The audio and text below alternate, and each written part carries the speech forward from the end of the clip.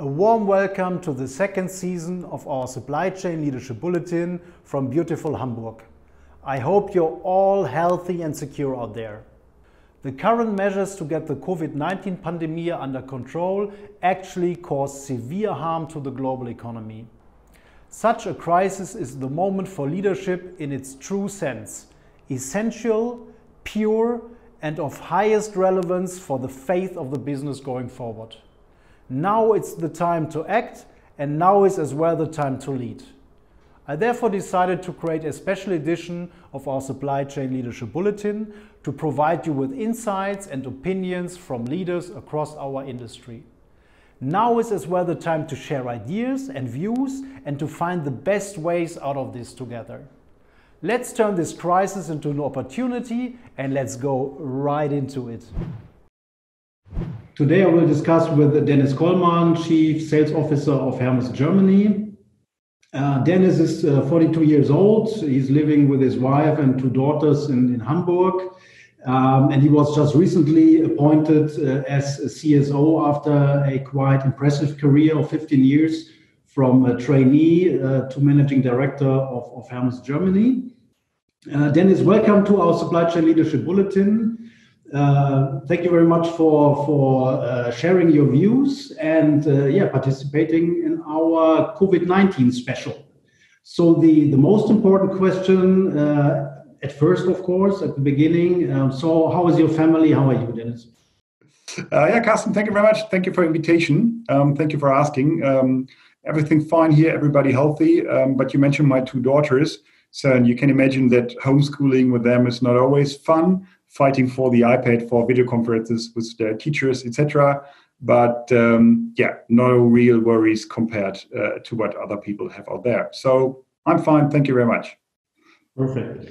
So it's of course very interesting for us and for the audience. So how did the current crisis affect your business so far? And then what is, from your point of view, currently the biggest challenge you're faced with?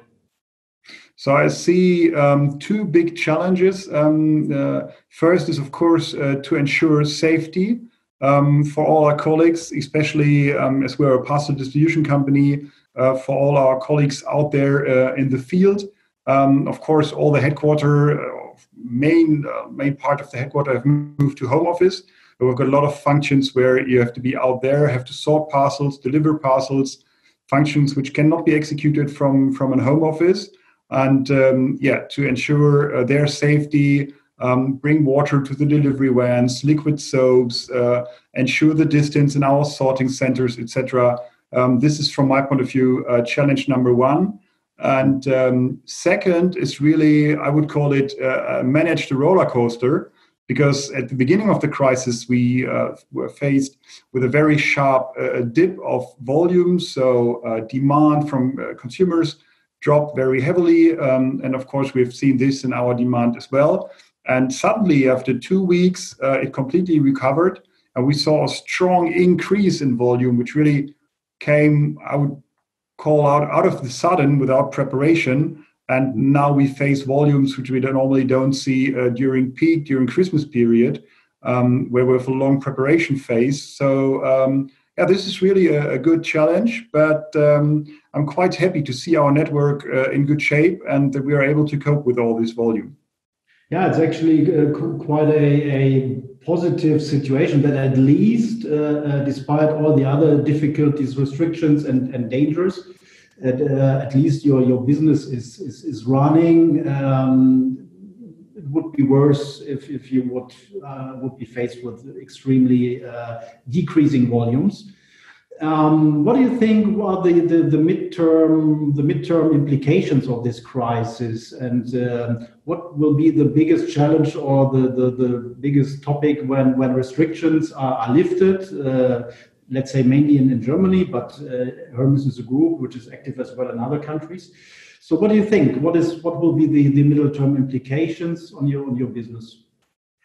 Now, I think, and if you ask for implications, I think I again see 2 points, because I think the most important point is to manage uncertainty, because no one really know what's going to happen. Imagine in February, we've been looking to these crisis and Corona is kind of a Chinese topic. It will never come up here. During March, everyone was like, oh, maybe it will affect me as well. And now we're kind of used to work in home offices. We're used to order food, to keep distance when go shopping and shop groceries, etc. So a lot of stuff which no one of us could have imagined has changed during the last 6 weeks. So to say what's coming up in a couple of months, I think no one can predict it right now. So I think manage uncertainty and prepare for the worst, but also for the best.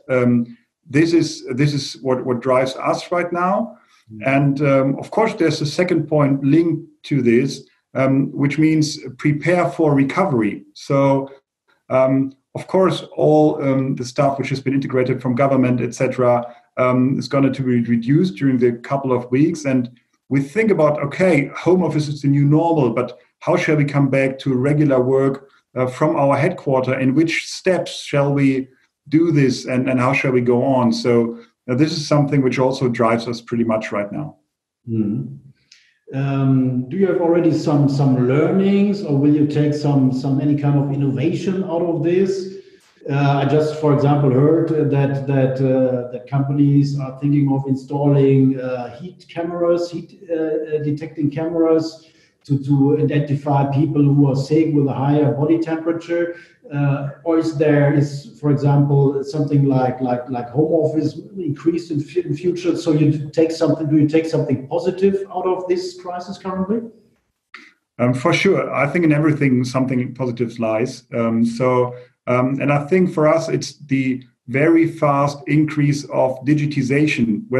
Some people call it pro forma digitization because, of course, the usage of video conference system compared to travel is not a real digitization, but it's a good first step from my point of view. And I think this is the key learning especially for me as a sales guy and for my team as well, that a lot of the journeys we've done in the past, we will not do them in the future anymore. Of course, I love to travel. I love to meet people. I love to discuss topics with people, even in personal meetings. But I think what we learned right now is that more than 50% of the personal meetings, long distance personal meetings where to travel a lot, we're just not going to do them in the future. Whenever you've met someone in person and you build up some kind of relationship, of course you have to meet in person once or twice a year. But I think a lot of the meetings, they will take place on a digital space in the future. So this is for me. Also, it's a very small thing, maybe compared to other companies who are used to work remote. For us, it's quite a big step to do this. Yeah, not only for you. So, and actually, so you took this role at the end of 2019, right? Not a long time ago. Now you are faced with a crisis. So how does this crisis affect your leadership style? Are you purposely changing something? What are your priorities in leadership? Now, first I thought, okay, same people, same topics. Why should I change anything? So this was my first impression when moving towards home office. And in the beginning, I thought I would even still lead from our office with maybe a smaller bunch of people. And But then to lead remote, it really turns around everything, and we had to change a lot. You're not walking around the floors, and for example, I chosen a parking space at the Hermes campus where I have to pass by all the offices of my colleagues every morning to just say hello, have a small chat, not just to chit chat, but also to gather these small glimpses of information you need to be important, topics, etc.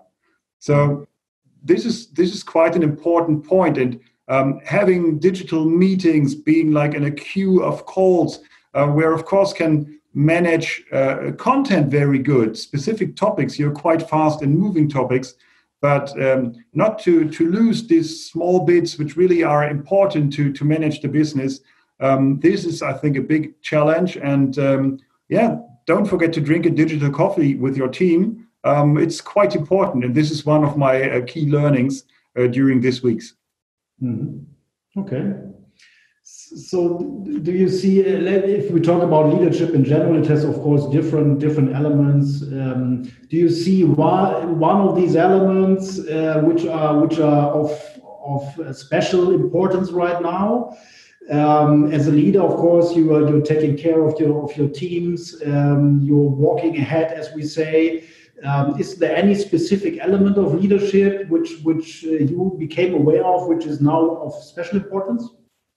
I think the topic of giving orientation becomes more and more. It's, of course, one of the most important topics if you talk about leadership. But having this remote situation, which you just described, and not being able to have these small exchange to say, okay, what do you think? What do you think?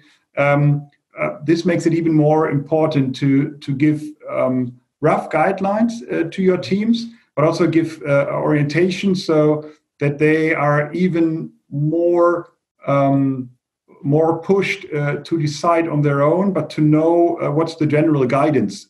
This is, from my point of view, give orientation most important topic. Mm-hmm.